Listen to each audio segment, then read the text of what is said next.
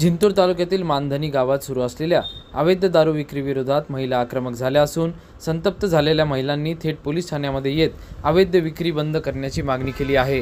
महिलांनी या संदर्भामध्ये प्रशासनाला निवेदन दिले असून मानधनी गावात भोगाव येथील एक युवक दारू आणून विक्री करत असल्याचा आरोप केला आहे।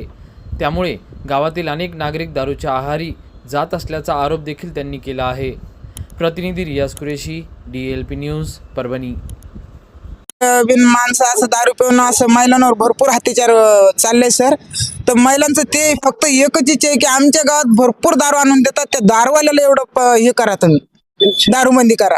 आणि तरुण पिढी हे लग्नाच्या आधी दारू प्यायला लागले सर आमच्या गावात सर। एवढं लेकर हा, त्याच्यासाठी सर आमच्या गावात दारू येऊ नाही। जर गेलं तर 1-2 पावशेरी कमी पितात, पण गावात येऊन विक्री होते सर 2-3 पावशेरी शिल्लकच घेतात सर। दुकान आहे का तुमचं? दुकान नाही सर आमच्या गावात, पण आम्ही भोगावून येऊन सर विक्री करतात। दुसरे माणूस हो भोगा आणून देतात सर, तिथं फोन केलं तर येतात सर। अच्छा 2-3 टाइम पण पोहोचित करतात सर। अच्छा हा, एवढं म्हणणं आहे सर आमचं फक्त।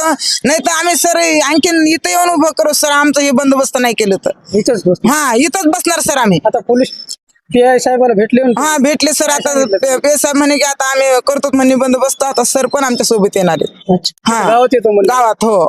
काय काय आताच मारले, शेतातून आलो, मरणाच मारलं त्यानं कोणा मारलं? नवऱ्यानं हो, आताच काढला घरी येतं। असं आहे? मारलं तुम्हाला? हा, एका मारून हात मांदीचा राहिला झालं, सुजायला लागली, भाजी फेकून दिली। आता लेकर बाळा काय खातील आता?